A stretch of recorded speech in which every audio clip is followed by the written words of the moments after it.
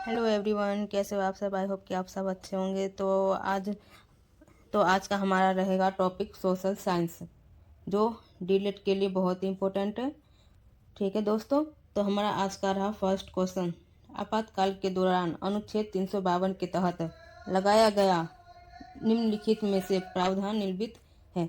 तो इसमें पूछा गया है जो हमारा आपातकाल के दौरान जो अनुच्छेद 352 के तहत जो लगाया गया था प्रावधान, इनमें से कौन सा है। तो फर्स्ट है हमारा राज्य नीति निर्देशक सिद्धांत, और सेकेंड है हमारा संशोधन प्रक्रियाएं, और थर्ड है हमारा मौलिक अधिकार, और फोर्थ है हमारा न्यायिक समीक्षा। तो इसमें से हमारा कौन सा आंसर है। तो इसमें से हमारा आंसर है जो भी इसका प्रावधान, तो इसका आंसर है हमारा दोस्तों सी, यानी थर्ड क्वेश्चन मौलिक अधिकार। तो इसका आंसर है हमारा थर्ड। तो दोस्तों आइए इस पे कुछ की पॉइंट पर नज़र डालें। तो ये रहा हमारा आज का, एक मिनट दोस्तों। तो अनुच्छेद 352 के तहत क्या दिया गया है।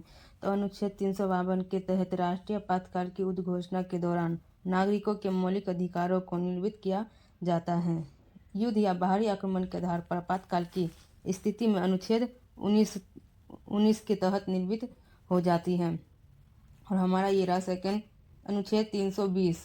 तो अनुच्छेद 320 और 21 के तहत अधिकारों को छोड़कर अन्य सभी मौलिक अधिकारों को राष्ट्रपति के द्वारा अलग उद्घोषणा के माध्यम से निलंबित किया जाता है। तो इसमें यह दिया गया है कि जो 20 और 21 के तहत जो हमारा अधिकार है उसे छोड़कर सभी अन्य अधिकारों को राष्ट्रपति के द्वारा निलंबित किया जाता है। जीवन और व्यक्तिगत स्वतंत्रता के अधिकार को मूल संविधान के अनुच्छेद निलंबित नहीं किया जाता है।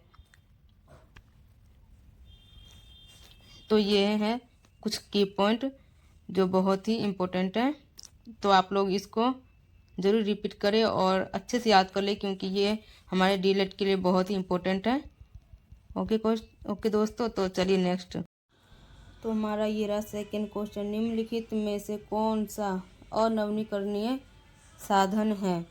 तो इसे इंग्लिश में कहते हैं नॉन रिन्यूएबल साधन। तो इसमें से कौन सा है। तो चलिए देखते हैं इसमें से इसका आंसर क्या होगा। एक है सौर ऊर्जा, और सेकंड है कोयला, और थर्ड है हमारा जल, और फोर्थ है हमारा मृत क्षेत्र यानी फिशर। तो इसका आंसर हो जाएगा हमारा दोस्तों सेकंड, कोयला। सेकंड हो जाएगा ये हमारा कोयला। ओके, तो दोस्तों चलिए कुछ की पॉइंट पे नज़र डाल लेते हैं। इसमें क्या कहा गया है। तो की पॉइंट में है जो अनवीकरण है ना साधन, उसे कोयला का मतलब जो अनवीकरण साधन किसे कहते हैं। तो वह कहते हैं कोयला को। 4 प्रमुख प्रकार के अनवीकरण साधन हैं। तेल, प्राकृतिक गैस, कोयला और परमाणु। ये सभी हैं, ये जितने भी हैं ना, ये सारे हैं अनवीकरण साधन। ओके, तेल, प्राकृतिक गैस और कोयले को सामूहिक रूप से जीवाश्म ईंधन कहा जाता है। तो जीवाश्म ईंधन भी इसे ही कहा जाता है, तेल, प्राकृतिक गैस और कोयले को सामूहिक रूप। लाखों वर्षों में मृत पौधे और जानवरों से पृथ्वी के भीतर जीवाश्म ईंधन का निर्माण हुआ, इसीलिए इसे जीवाश्म ईंधन कहा गया है। तो ये भी इम्पोर्टेंट ही है, और ज़्यादा तो इम्पोर्टेंट इसमें यही है कि अनवीकरण किसे कहते हैं और ये किसका प्रकार है। सॉरी दोस्तों, ये हमारा सेकंड क्वेश्चन नहीं है, ये हमारा थर्ड क्वेश्चन है। तो ये गलती से लिखा गया, तो ये थर्ड क्वेश्चन है। ओके दोस्तों, तो चलिए स्टार्ट करते। पश्चिमी विक्षोभ के कारण भारत के किस क्षेत्र में शीतलकार वर्षा होती है। तो शीतलकार वर्षा कौन से क्षेत्र में होता है। तो फर्स्ट है हमारा दक्कन का पठार, सेकेंड है हमारा कश्मीर घाटी, थर्ड है हमारा मालाबार तट, और फोर्थ है हमारा सुंदरवन। तो इसमें से कौन सा जहाँ पे शीतलकार वर्षा होती है। तो शीतलकार वर्षा दोस्तों कश्मीर घाटी पर होती है। तो इसका आंसर हो जाएगा हमारा सेकेंड। तो हमारा ये रहा की पॉइंट। तो चलिए कुछ की पॉइंट पे भी नज़र डाल लेते हैं इसमें क्या कहा गया है। तो की पॉइंट, कश्मीर क्षेत्र में सर्दियों के मौसम में वर्षा की मात्रा इन पश्चिमी विक्षोभों का परिणाम है। वायु दक्षिणी हिंद महासागर के ऊपर उच्च दबाव वाले क्षेत्र से दक्षिण पूर्व दिशा में चलती है। कश्मीर घाटी, जिसे कश्मीर की घाटी के रूप में भी जाना जाता है, तो इसमें ये दिया गया है कि कश्मीर घाटी को भी कश्मीरी घाटी के रूप में जाना जाता है। भारतीय प्रशासित कश्मीर के कश्मीर प्रभाग के केंद्रिक इंटरमोजेंट घाटी दक्षिण पश्चिम के पीर पंजाल पर्वतमाला और उत्तर पूर्व में मुख्य हिमालय श्रृंखला से घिरा हुआ है। भारतीय उपमहाद्वीप के ऊपर कम दबाव वाले क्षेत्रों की ओर मुड़ जाती है। तो ये रहा हमारा कुछ इसका की पॉइंट। 4th क्वेश्चन, राज्य के आकस्मिक निधि के अधीन होती है क्या होती है? तो इसके अधीन होती है, एक हो गया राज्य की विधानसभा का अध्ययन, सेकंड राज्य के वित्त मंत्री, थर्ड भारत के राष्ट्रपति, फोर्थ है राज्य के राज्यपाल। तो इसका आंसर होगा हमारा फोर्थ ऑप्शन। तो ये हो गया इसका आंसर, राज्य के राज्यपाल। तो ये हो गया इसका आंसर। तो चलिए की पॉइंट भी देख लेते हैं। सचिव निधि का गठन भारत के संविधान अनुच्छेद 266A के तहत किया गया है। तो सचिव निधि का संगठन किस अनुच्छेद के द्वारा हुआ? तो ये होगा 266A के तहत। सरकार का सारा खर्चा इसी फंड से वहन किया जाता है।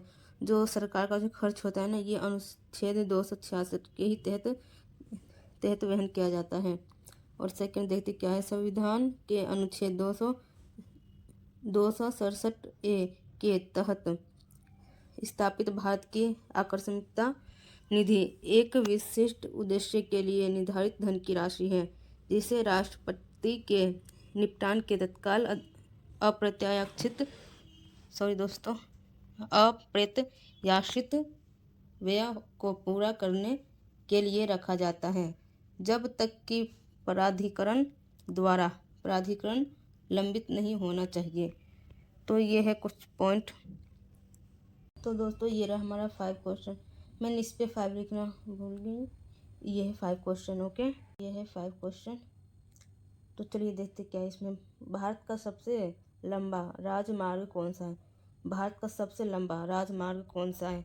तो भारत का सबसे लंबा राजमार्ग एक तो है राष्ट्रीय मार्ग जो 44 है, और सेकंड है और थर्ड है हमारा 48, और फोर्थ है हमारा 27। तो इसमें से इसका आंसर हो जाएगा हमारा हो जाएगा ए आंसर, राष्ट्रीय मार्ग 44। तो इसका आंसर ए हो जाएगा। तो ये रहा हमारा की पॉइंट। तो की पॉइंट पे भी एक नज़र डाल लेते क्या दिया गया है इसमें।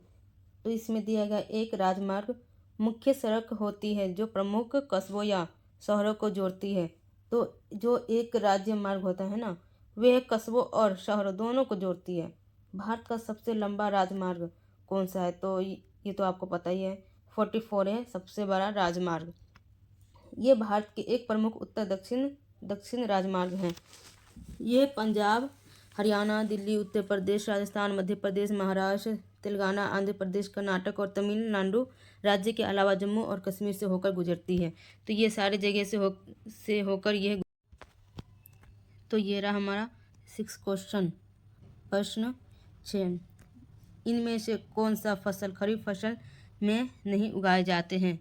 तो खरीफ फसल में नहीं उगाए जाते कौन सा है?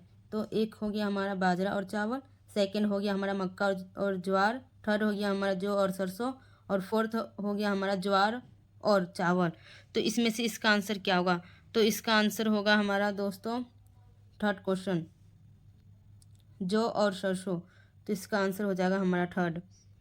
ओके, तो ये रहा इसका की पॉइंट। खरीफ फसल, तो खरीफ फसल को मानसून फसलों के रूप में भी जाना जाता है। उनकी खेती मानसून के मौसम में की जाती है। ये फसलें बारिश के मौसम में शुरुआत होती है। चावल, मक्का, बाजरा, ज्वार, रागी, चारा, सोयाबीन, मूंगफली, कपास, ये सभी है ना, वो खरीफ प्रकार की फसल है। तो ये इससे ज़्यादा आपको ईज़ी नहीं मिलेगा दोस्तों, क्योंकि ये सबसे ईज़ी पॉइंट है आपको समझने के लिए।